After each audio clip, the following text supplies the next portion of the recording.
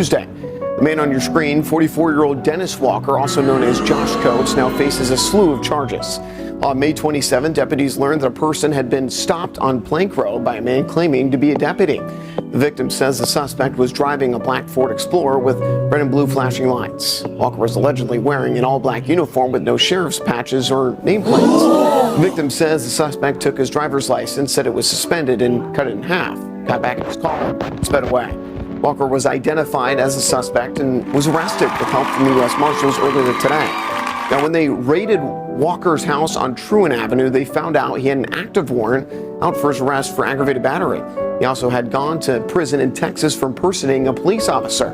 Inside his home, deputies found what you can see on your screen right now: an AR-15 rifle with a defaced serial number, several metal badges, and lawn. So this guy, Dennis Walker, somehow wants to be a cop so bad that he dresses up as cops not once, but twice.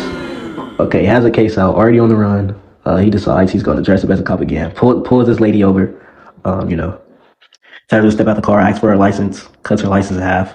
Like, wow, bro, what are you doing? Cuts her license in half. She obviously thinks that's a little suspicious. He just does a regular traffic stop. She drives away, calls the police, tell them that, hey, this guy just pulled me over. I don't think he's a cop. He had no badges or anything like that on. And they go back, they look into it, get a warrant for this guy. Once they get the warrant, they search the crib.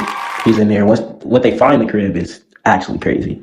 So bro had an AR-15, a full cop outfit. I don't know where he got this shit from. He had handcuffs, lead cuffs, tasers, mace, airsoft guns. Bro was really trying to be a cop. I don't know what this guy was on.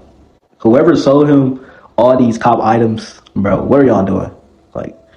Y'all sellers just gotta start saying no, because bro was obviously up to no good. If he wasn't pulling nobody over, he was finna shoot up a store or something, bro. He was on bad timing. But yeah, this is actually crazy. But we actually got a sheriff to talk about this case and give his inside scoop. So we're gonna go ahead and rack that, and I'll let y'all hear that. It perfectly. She called us right after she was pulled over, because there was red flags throughout the traffic stop. His uniform definitely did not look normal. It was police type, and then when he came back and cut her license up, that's not normal either, right? So, she did exactly what we want people to do is, our job is already so hard, and then we have idiots like this that go around and do these type of things to people. It just makes our job even harder. So, the main thing is comply. You always have to comply, because what I also don't want is a bunch of people running from the police saying they didn't think they were the police either. That's not going to fly either. Sure. So, always comply and then complain. We've said that for years. If something didn't seem right, you have that right to complain. We want to know that, right? So, she did everything exactly perfect. And luckily, one of our lieutenants has dealt with him 10 years ago. And something very similar, but not straight impersonation of a police officer. So we got on him pretty quick. And then he had this past down in Texas. He was arrested for pulling somebody over down there too, a long time ago, over 10 years ago, and did some prison time down there.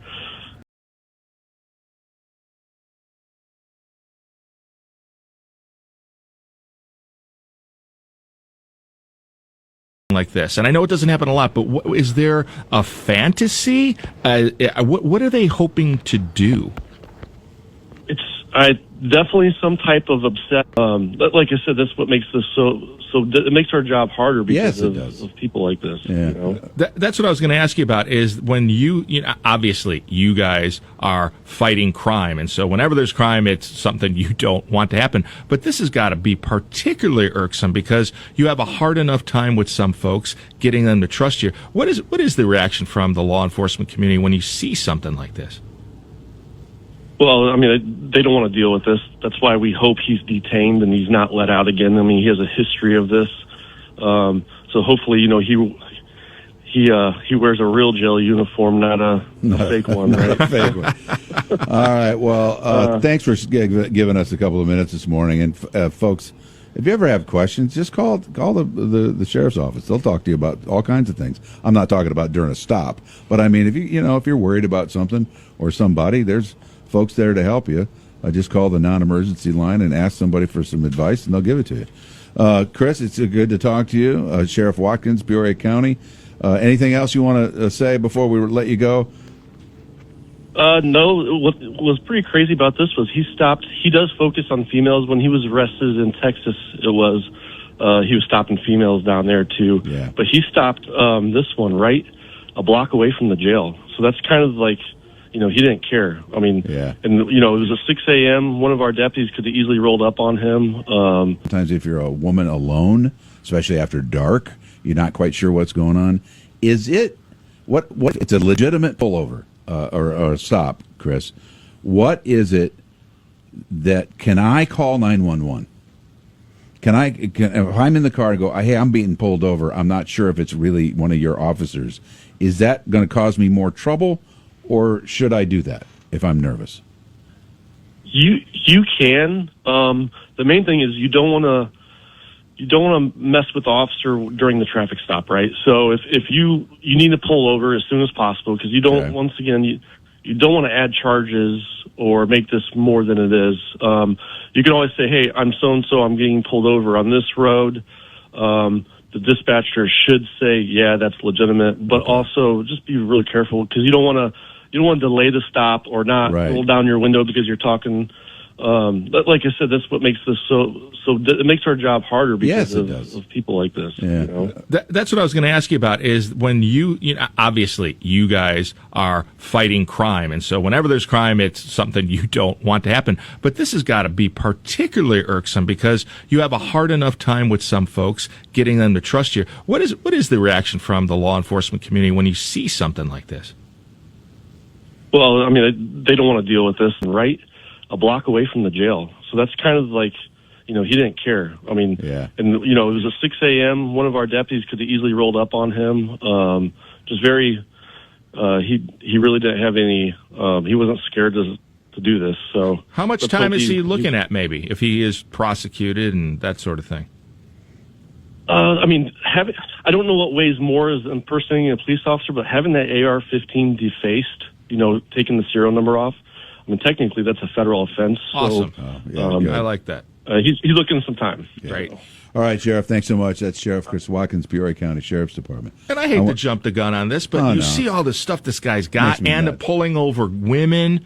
This is someone who I hope the feds are like, okay. Many years ago, my wife was going to see her parents. They live in suburban Elburn, Illinois, out west of the city of Chicago. Yes. Way out west. St. Charles area, out even farther west than St. Charles. She got pulled over in the dark, like 9 o'clock at night, by an officer. She believes was an officer, at least, but he acted super weird and strange and kept talking to her about all kinds of things that had nothing to do with whether or not she was, I don't know if he pulled her over for speeding or whatever it was. But I remember her being really rattled by it. So as y'all just heard, your boy Dennis, man, he's cooked. He's facing federal time for the AR-15. He already got picked up by the U.S. Marshals, which is a federal task agency itself. So it's really not looking good for him. And the fact that he already did this before, they say he's 44 right now. He can get 15 years, and that'd be the rest of his life. So, hey, bro, gonna have to get him a nice bunkie in there. He gonna have to get real comfortable because he's not getting out anytime soon. But hey, man, if I want to do a couple more of this, just let me know, man. We gonna keep in touch with your boy Dennis. See you on the next one.